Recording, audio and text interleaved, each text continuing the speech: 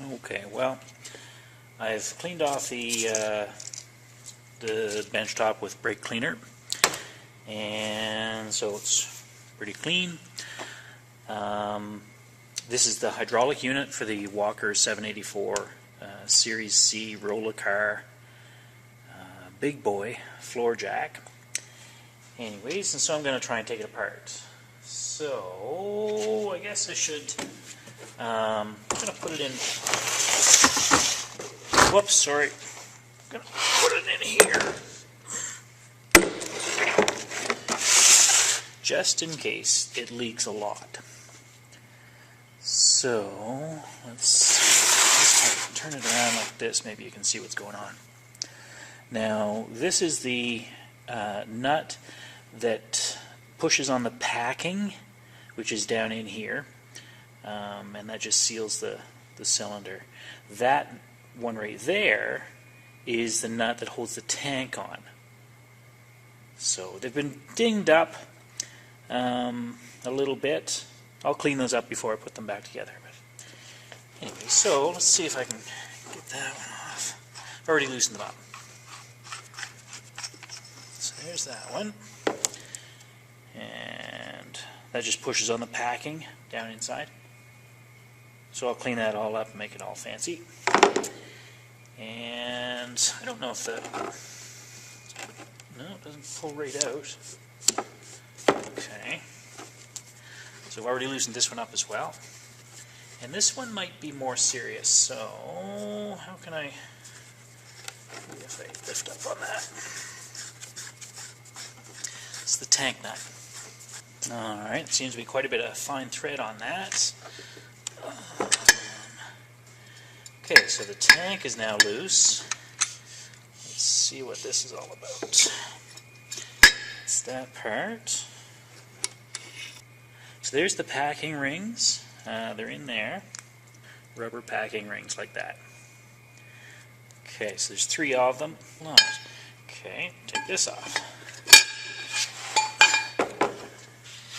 So that's what was in there.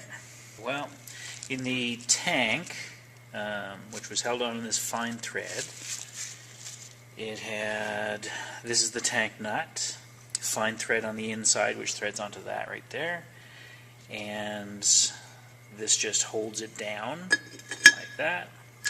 Anyways, there were 3 rubber packing washers, I guess, and they show threads on the outside. That's, I think, just because they packed in really tightly to these threads right here, and so that those were in there like that. And this one is on the bottom. That's a steel washer on the bottom, like that. And then there was the packing nut on the top, which threads into there like that. So this is the tank nut. I'm just going to clean it up here and maybe face the front. Yeah, I'll start by cleaning this up. This is the tank nut, or the packing nut, and tank nut's there, so the packing nut went in there, like that. Anyways, on the bottom bit, it was sort of rounded, so that it squeezes out the rubber packing. Anyways, and I just polished that up so that it'll slide nicely when I put it back in on the packing. And now I'm going to mount it in here. And I don't want to put a whole lot of pressure on that. I'm just filing it. This is a lathe file. This one's kind of old, but anyways, they have a very steep tack angle on them. And I'm just going to clean up this bit and the outside bit, because we used a pipe wrench to get that off. So maybe I'll turn it down a little bit.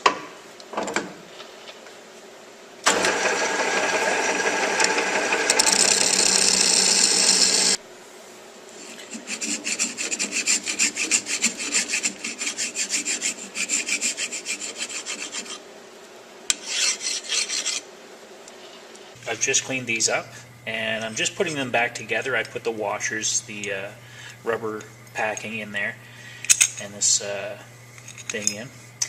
in the correct order, and I'm just putting them back together so I can keep track of, there's a lot of washers and things to go in here. So I cleaned the bullet, which is the tank. I think it's cast iron, I'm not sure. Probably made by a bullet manufacturer, I bet you. Anyways, because it was made at wartime. Anyways, so I cleaned it all out and sanded it up, and I don't know, I hosed it down with brake cleaner on the inside just to prevent any particulate matter from being in the fluid later on. So, my thought is that now this thing, the ram, will pull out of here.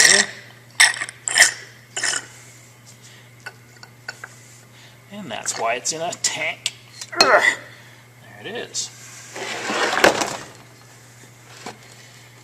So, whoa, there's a pin in here.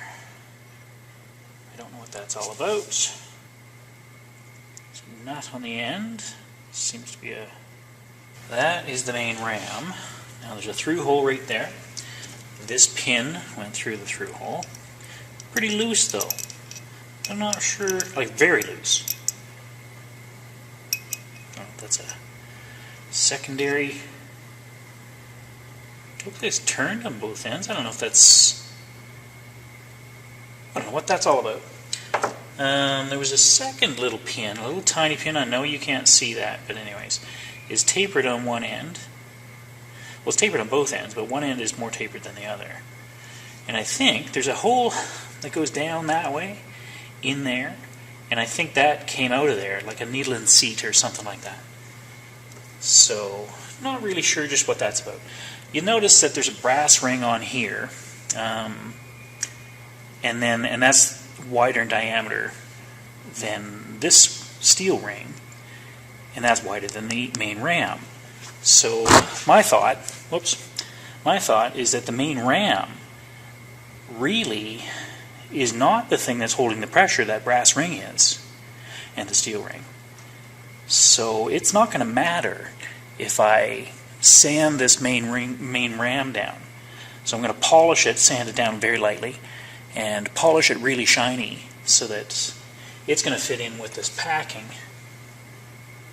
and that's what keeps it sealed. So I'm not sure if this is going to focus on this or not. Hopefully it will. What did I do with that stuff? There's this little ring right here. It's a spring clip of some kind. It fits right on there. I'm not sure why it's there. And there was sort of sandpaper stuff underneath it, which, like a grippy type material. So I'm not sure what that's all about. However, it does close up completely. It does seat and snap, so I think it'll be okay without that. I would prefer not to put that gritty material in when I put it back together. So, anyways, that's that. So this is an inch and a quarter nut, and I'm not sure. I think all this nut is doing is holding the leather cup in place. So let's just try that. Oops. Ack. Okay. So that's the nut, and it goes with the flange upwards. Again, this is sort of documenting so that I know how to put it back together. Oops. Okay, so there's my leather cup, and it has a big flat washer on it, sort of a little bit domed, so that it protects the leather. Anyways, there's the leather cup. I do have a new one of those. Alright, I have no idea how that goes together. That brass thing is the thing that fits tightly in the bore of the cylinder. Well, I didn't figure out how to get the brass off, not yet, but there's these three little divots that are in here, and a lot of times when they use those little divots, that's not a wrench. That's they put a punch in there to prevent it from ever coming out. And so when you push on this thing, there's something that's on a spring right there. Now I'm suspicious that's what that little pin was. There was the large pin that was in here, and there was a little pin above that, and I think that's a needle in seat valve. And I think this sprung thing is what holds that in place.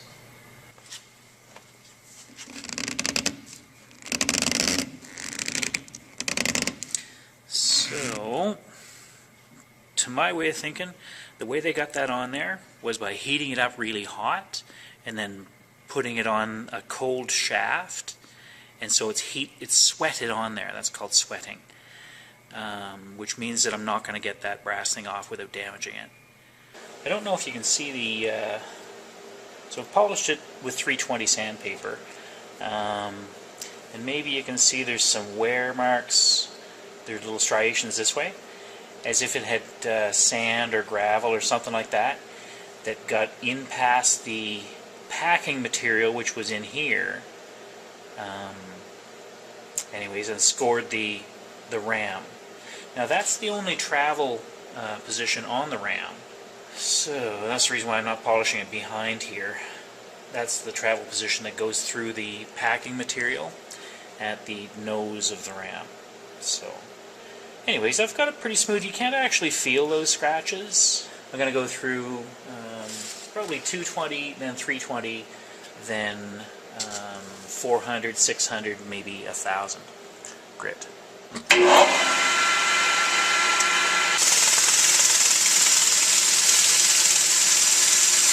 I did try to remove this cylinder so that I could hone it without getting any crap in the bottom. And I had a pipe wrench on there with a 5-foot snipe, and it still wouldn't come off. So, yeah, that's staying on. However, I have one of these little springy cylinder hones, and I'm just going to try and smooth up the inside of that. So I feel a burr down in there, as if there was a rock or something got in at one time. Anyways, so I'm not sure if you recall, I've polished up the shaft to 1,000 grit. Still a couple little scratches, but it's pretty good. I don't know if you recall that I said there was some grit under this bit right here, and there's a snap ring on the end of that. Well, it turns out, I looked at the parts diagram, and it turns out there was a screen, and there's the screening material right there. There's not much left of it. There was a screen over the end, and that snap ring was to hold the screen in place.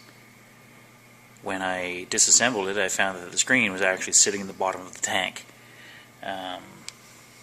So, yeah. I'll see if I can find some more of that screen to replace it. I guess I'll pause right here and show you that diagram.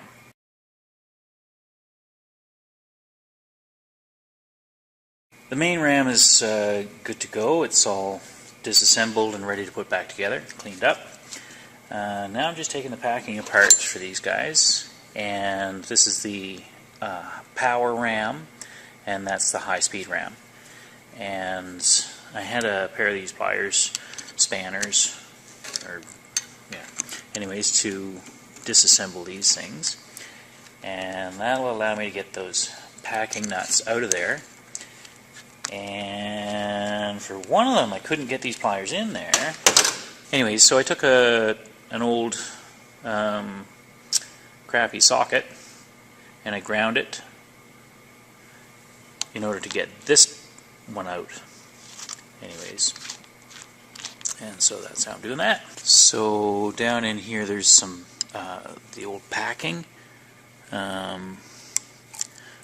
which there's one there. There were 3 of these packing washers around each ram. There will be 3 in this one as well, and probably 3 in this one too. This release valve was very difficult to get out of there. So what I did was I took a pry thing like this, and I put it under, and I pried it right up and out of there, and that's what it looks like. I'm just going to use some bottle washer things to try and clean out these bores. I have them all out. That's what they look like. These are the packing rings. I have all new ones for all of these. And those are the leather cups on the bottom. This is the power ram. That's the speed ram. And leather cup again. There's nuts on the bottom. So I have all new packing. and I have new leather cups.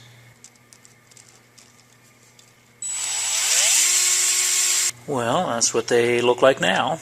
I've polished them to 1000 grit, and these are all the new leather cups and new packing. Well, I thought I'd point out just how well made this thing is. The tank is cast iron, and it's got a bevel right here and a lip right there. And this thing right here, that is beveled, so that when you put the tank on, it tightens itself down, and because that's the only seal there is. I'm going to put let's see, Loctite, what is this stuff? Loctite 567 on as a sealant around here and on all the threads, and just to make sure that everything seals up. It's a thread sealant.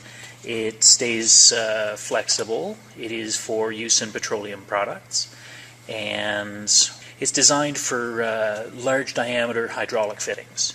This is the main ram, brand new leather cup, and we're going to snug this up, but don't get too carried away with that, I guess.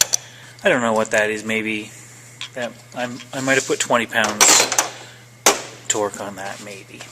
Now there's kind of a sharp edge on them, so sort of burnishing the sharp edge just so that it slides in the bore a little easier. So I've put these top bits in with their packing, and of course you lube the packing before you put it in there, and you lube the running face of the packing nut. And I put that Loctite 567 thread sealant on, and that doesn't actually lock up the threads or anything, so that you'll still be able to remove them later. So I put a bit of the Loctite on there, the 567, and that's just a compression fitting, large diameter again. That's what that's designed for. So there's no gasket or anything. It's just a pressure fit, and I have an index mark. So there's that. Now I'll put the tank nut on the top. And when I got it started in there, I had to burnish the end over a bit, and you can still feel that spring working, so that the upstop is working. I have to pull this vent because there's some pressure inside it now. It's sealed up really good, which is encouraging. At least I know that it's sealed airtight. It worked.